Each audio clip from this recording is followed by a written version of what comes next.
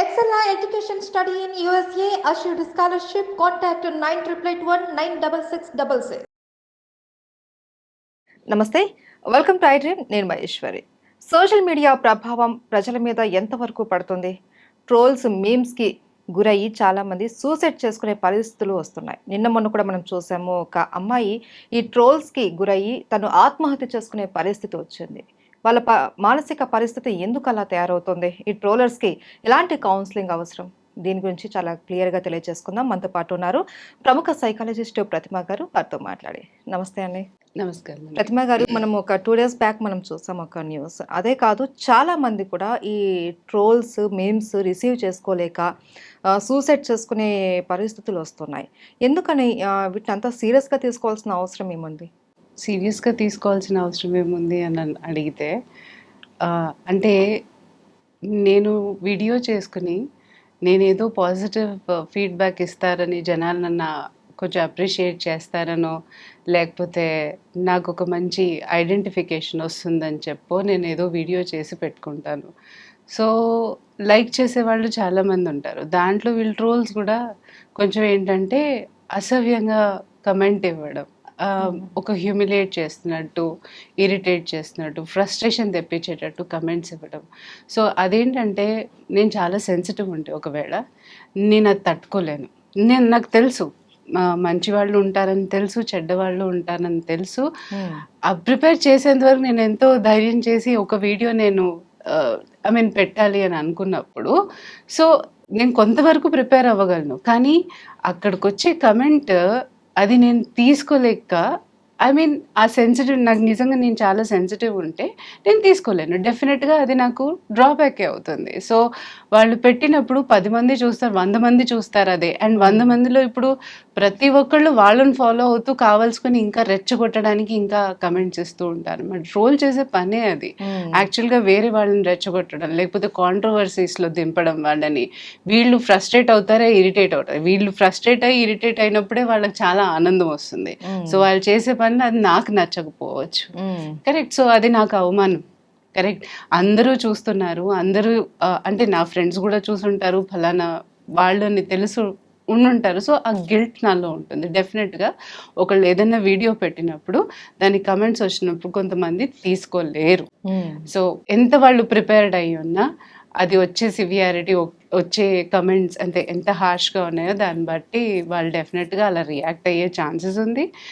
అలా రియాక్ట్ అయినప్పుడు guilt feel అయ్యి అంటే నేను ఇంక దేనికి పనికి రాకపోవడం, అదో కాన్ఫిడెన్స్ దెబ్బతినడం, వాళ్ళది లో సెల్ఫ్ ఎస్టీమ్ అంటాం కదా, అలా అయిపోవడం, యాంగ్జైటీ, డిప్రెషన్, ఇవన్నీ న్యాచురల్గా వస్తాయి. అండ్ సూసైడల్ థాట్ అనేది ఆఫ్ కోర్స్ అది డిప్రెషన్కి వెళ్ళింది అని అంటే ఇంకా అవి తట్టుకోలేకుండా డెఫినెట్గా అటెంప్ట్ చేసుకునే పరిస్థితి అయితే వస్తుంది వాళ్ళకి. అయితే ప్రతిమ గారు, ఈ ట్రోల్స్ కానీ కామెంట్స్ చేసేవాళ్ళు ఎందుకు ఇది ఆలోచించలేకపోతున్నారు? అంటే మనం మాట్లాడే మాటలు ఎదుటి వ్యక్తిని ఒక ఆత్మహత్య చేసుకునే స్టేజ్కి తీసుకెళ్తున్నాయి, మనం చూస్తున్నాం కదా. అయినా మనం ఎందుకు ఇలా కామెంట్స్ చేయాలి? మనం చేసే కామెంట్ వాళ్ళని ఎంత బాధ పెడుతుంది అని ఆ మినిమం కామన్ సెన్స్ లేకుండా ఉండిపోతుంది జనాలలో. ఎందుకు వాళ్ళ మానసిక పరిస్థితి ఎదుటి వాళ్ళని బాధ పెట్టి వాళ్ళు పైశాచిక ఆనందం పొందే స్థితిలోకి ఎందుకు వచ్చారు వాళ్ళు? ట్రోల్స్ అంటేనే అది. యాక్చువల్లీ ట్రోల్స్ అన్నవాళ్ళు ఎలా అంటే, మనం చేపల్ని వల వేసి పట్టుకుంటాం కదా, సో వీళ్ళు మనుషుల్ని అలా వేసి పట్టుకుంటారనమాట. సో ఎవరైతే నిజంగా ఫ్రస్ట్రేట్ అవ్వాలో, వాళ్ళని ఇరిటేషన్ చేయాలో, ఇలాంటివన్నీ టార్గెట్స్ ఉంటాయి వాళ్ళకి. ఇప్పుడు కాంట్రవర్సీస్ అని ఇట్లాంటివన్నీ వస్తుంటే వాళ్ళకి అంతే ఆనందం. హ్యూమన్ ఎమోషన్స్ తెలుసుకొని, హ్యూమన్ నిజంగానే వాళ్ళు బాధపడతారు, నేను ఇలా చెయ్యకూడదు అన్న నిజంగా థాట్ ఉన్న వాళ్ళైతే ఇలా ఎందుకు చేస్తారు? సో వాళ్ళు ఆ కేటగిరీకి చెందిన వాళ్ళు కాదు. సో బేసికల్గా వాళ్ళు ఫన్ ఫ్యాక్టర్. కొంతమంది ఉంటారు ట్రోల్స్లో కూడా డిఫరెంట్ ట్రోల్స్ ఉన్నారు. కొంతమంది చాలా టిపికల్గా ఉంటారు, కొంతమంది నార్మల్ ఫన్ ఫ్యాక్టర్ కోసం చేస్తూ ఉంటారు. అంటే వీడి మీద కమెంట్ వేస్తూ ఇంకో 10 మంది వేస్తే వీళ్ళందరూ కలిసి నవ్వుకుంటూ ఉంటారు అనమాట. సో అలాంటి టైప్ వాళ్ళు. కొంతమంది ఏంటంటే హార్ష్ ట్రోలర్స్ అని అంటారు. వాళ్ళని ఏంటంటే సైబర్ బుల్లింగ్ కూడా మీరు వినే ఉంటారు. సో వాళ్ళు ఎలా అంటే రేసిజం, రేసిజం అండ్ ఇంకోటి సెక్షువల్ ఎక్స్ప్లాయిటేషన్ చేయటం అండ్ ఎస్పెషల్లీ టీన్స్. అండ్ ఇప్పుడు చూస్తూనే ఉంటారు, out of 3 teens, I mean at least one is getting affected with the cyberbullying అనమాట. డెఫినెట్గా ఎక్కడో అక్కడ ఫిజికల్గా కానివ్వండి, ఇలాంటి ఇంటర్నెట్ ఆన్లైన్ ఎక్స్టార్షన్స్ కానీ చాలా జరుగుతున్నాయి బయట. సో వాళ్ళకి ఆనందం ఇదే. వీళ్ళల్లో ఏంటంటే వీళ్ళని ఏమంటారంటే యాక్చువల్గా చెప్పాలనంటే డార్క్ ట్రైడ్స్ కానీ డార్క్ టెట్రైడ్స్ కానీ అంటారు వీళ్ళలో ఇద్దరు. సో క్వాలిటీస్ ఎట్లా ఉంటాయి, ఒక సేడిజం, మ్యానిప్యులేషన్, మనుషుల్ని మ్యానిప్యులేట్ చేసి వాళ్ళని ఎట్లా అన్నా దింపాలని చెప్పి, ఇంకోటి సైకోటిక్ డిజార్డర్స్తో ఐ మీన్ సైకోపాథిక్ అంటాను కదా, ఆ కండిషన్స్ ఉంటాయి. సో అలాంటప్పుడు వాళ్ళకి anti social symptoms like sympathy లేకపోవడం, మనుషులంటే ఎంపతి లేదు వాళ్ళకి. ఐ మీన్ ఒక what you say in Telugu, జాలి, అయ్యో పాపం వాళ్ళకి ఎమోషనల్ గా ఏమీ ఉండదు వాళ్ళకి. So that's the reason why వాళ్ళకి అదే టార్గెట్ కావాలి. సో దాంట్లో నార్సిసిస్టులు ఉంటారు. అండ్ ఇది చెప్పాలనుకుంటే ఇంకా కొంచెం I mean it is a personality disorder అనమాట వాళ్ళకి. సో ఇలాంటి లేని వాళ్ళు మోస్ట్ ఆఫ్ దెమ్ అలా ఉండే ఛాన్సెస్ ఉంది ట్రోలర్స్లో. అండ్ కొంతమంది ఏంటంటే ఫన్ ఫ్యాక్టర్, జస్ట్ నవ్వుకోవడానికి ఏదో పెట్టేస్తుండే, అది హార్ష్గా అయి ఉండొచ్చు, హార్ష్గా అవి ఉండకపోవచ్చు, అట్లా. సో డిపెండ్స్ అనమాట. సో దీన్ని బట్టి ఎలాంటి వాళ్ళు ఉంటారు అన్నది మనకు తెలుసు ఈ ఇంటర్నెట్లో. సో ట్రోల్స్ అనేవాళ్ళు నిజంగానే వాళ్ళకి ఏదో ఇంటర్ప్రిటేషన్ ఇవ్వడము కానీ లైక్ దాని మీద ఏదైనా చర్చ చేయడము అని కాదు ఉద్దేశం అక్కడ. గాసిప్ మాంగర్స్ అని అంటారు. ఫస్ట్ ఆఫ్ ఆల్ ఎంటర్టైన్మెంట్ కావాలి. సో ఎందుకు ఇలా చేస్తారు అని అనుకుంటే మనం అగైన్ చూస్తూ ఉంటే ఇప్పుడు ట్రోలర్స్కి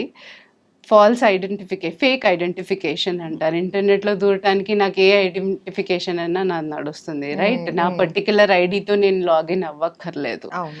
అండ్ నెక్స్ట్ వచ్చేసరికి వాళ్ళకి ఇన్విజిబిలిటీ, మనిషి రూపంలో కనపడ్డు, చేతల్లో కనపడ్డు, నో జెస్చర్స్. సో దాని మూలాన ఏమవుతుంది, వాళ్ళ ఐడెంటిటీ సేఫ్. సో ఇంకోటి ఏంటంటే వాడు ఒపీనియన్ పెట్టడానికి టైం చూసుకోక్కర్లే, ఎప్పుడు పడితే అప్పుడు వాడు ఏమన్నా కమెంట్ వేయొచ్చు, ఎవరి మీదన్నా వేయొచ్చు, రైట్? ఫోర్త్ ఉండేసరికి వాడి ఇమాజినేషన్లో ఏం థాట్స్ ఉన్నాయో వాడికి ఏం తెలుసో అది మాత్రమే పెడతాడు. వాడు నిజంగా వీడు ఏం టాపిక్ మాట్లాడుతున్నాడు అని కూడా వాడికి సంబంధం లేదు. ఫిఫ్త్, గవర్నమెంట్ రెగ్యులేషన్స్ అంత లేదు. అంటే ఇది ఇంటర్నెట్ అనగానే ఏంటి, ఓ పెద్ద ప్లాట్ఫామ్ అది, రైట్? సో ట్రేస్ చేయడం అనేది చాలా కష్టం. సో నేను ఒక ఫేక్ ఐడెంటిటీ క్రియేట్ చేయొచ్చు, అలాగే నేను తీసేయచ్చు ఆ ఐడెంటిటీని. సో ట్రేస్ చేయడం అనేది చాలా ఇంపాసిబుల్. సో అఫెన్సివ్ కానీ ఓ పనిష్మెంట్ కానీ ఉంటాయని తెలుసు, కానీ పట్టుడుపోవడం అనేది చాలా కష్టం కదా. సో ఆ ఫియర్ ఫ్యాక్టర్ అన్నది వాళ్ళలో లేదు. సో అందుకని ట్రోలర్స్ పెరిగిపోతున్నారు. అండ్ ఇది చాలా మటుకు కంటిన్యూ అయ్యే ఛాన్సెస్ కూడా ఉన్నాయి. అంటే ఎక్కువగా ఈ ట్రోల్స్ చేసేవాళ్ళు కానీ కామెంట్స్ చేసేవాళ్ళు యూతే ఎక్కువ ఉంటున్నారు. ఎందుకనంటే వాళ్ళే ఎక్కువ ఈ ఎంటర్టైన్మెంట్ వైపు వెళ్తూ ఉంటారు. చదువుకున్న పిల్లలు కూడా దీనికి బాగా అలవాటు పడిపోయారు. ఎదుటి వాళ్ళను ఎగతాళి చేస్తూ వాళ్ళ ఆనందం పొందడం. ఇది ఏంటి, ఒక మనిషి చనిపోయారు అన్న విషయం మనకు తెలిసినా కూడా ఇంకొక మనిషిని మనం కించపరుస్తూ మాట్లాడటం, హేళన చేస్తూ మాట్లాడటం, ఇది ఏంటంటే రాను రాను ఇది ఇంట్లో వాళ్ళకు కూడా వర్తిస్తుంది. ఇంట్లో వాళ్ళని కూడా కేర్ చేయకుండా బయట వాళ్ళని ఎలా అయితే ట్రీట్ చేస్తారో ఇంట్లో వాళ్ళతో కూడా అలా ట్రీట్ చేసే అవకాశాలు కూడా ఉంటాయి అనుకుంటారు కదా. అవును, అంటే ఎన్వైరన్మెంట్ డెఫినెట్గా ప్రభావం చూపిస్తుంది. ఇప్పుడు కాలేజెస్లో వెళ్తాము, సరే టీన్స్ అని అంటారా, టీన్స్ వాళ్ళకి కావాల్సింది అదే. ఇప్పుడు ర్యాగింగ్ అవన్నీ చూస్తూ ఉంటాము, కానీ అవతలాడు బాధపడతాడే, కొత్తగా వచ్చాడే, వాళ్ళు ఏం యాంగ్జైటీ ఉంటుందో, వాడు ఎలా భయపడుతున్నా అవన్నీ ఎవరు అవసరం లేదు వాళ్ళకి. వాళ్ళకి అసలు అవసరం ఉంటే వాళ్ళు ఎందుకు చేస్తారా పని? సో దాంట్లో కూడా వాళ్ళు ప్లెజర్ ఫ్యాక్టర్ తీసుకుంటున్నారు, ఇన్స్టెంట్ గ్రాటిఫికేషన్ అనమాట. వాళ్ళకి అలా వాళ్ళు బాధపడుతుంటే వీళ్ళకి ఆనందం వస్తుంది. సో అలాంటి మైండ్ సెట్ ఉన్న వాళ్ళు ఇలాంటి వాటికి ఎక్కువ టెంప్ట్ అవుతూ ఉంటారు. అండ్ వీళ్ళు టెంప్ట్ అవ్వడం కాకుండా అవతలాడు నిజంగా మంచి స్వభావంతో ఉన్న వాళ్ళని కూడా ఇలాంటివన్నీ చూపించి పాడు చేస్తూ ఉంటారు పిల్లలు. ఏదైనా సెల్ఫ్ వాళ్ళకు వాళ్ళు ఇంకా రియలైజ్ అవ్వాలి, మన వెళ్తున్న దారి రాంగ్, మనం కరెక్ట్ చేసుకోవాలి కరెక్ట్ అన్నట్టు వాళ్ళకి ఏంటంటే చిన్నప్పటి నుంచి కొంచెం డిసిప్లిన్ వీటివి ఏంటంటే అవేర్నెస్ పెంచడం, ఒకళ్ళని హాని చేయకూడదు. పేరెంట్స్ కూడా అలాగే ఉండాలి, అలా స్కూల్స్లో కూడా వాళ్ళకి చెప్పాలి. చాలా మటుకు ఇలాంటి అవేర్నెస్ సెషన్స్ తీసుకోవాలి, వర్క్ షాప్స్ కండక్ట్ చేస్తూ ఉండాలి వాళ్ళకి. అప్పుడు ఏంటంటే ఎంతో కొంత ఇప్పుడు ఎంత అవేర్నెస్ పెంచినా యూనో చాలా మటుకు అది ఉపయోగం. చిన్న ఎగ్జాంపుల్ ఇస్తాను మీకు. సిగరెట్ ప్యాకెట్లో చూసి అంటే ఆ బొమ్మని చూసి మనం ఏమనుకుంటామనంటే బో ఎంత భయంకరంగా ఉంది, తాగితే ఇది వస్తుందేమో. అమ్మేవాడికి ఉండదు, తాగే వాళ్ళకి లేదు. సో ఎలా ఉన్నా తీసుకుంటున్నాము, రైట్? సో ఎంత చెప్పినా అంతే. కాకపోయినా ఒక 10% అన్నా మారుతారన్న హోప్స్ ఎందుకు వదులుకోవాలి కదా? అంతే. సో ఏదైనా వాళ్ళలో వాళ్ళకి చేంజెస్ అనేది రావాలి. కొన్ని స్పిరిచువల్ యాక్టివిటీస్ కూడా చేయిస్తే మంచిది అని నేను అనుకుంటున్నాను వాళ్ళలో.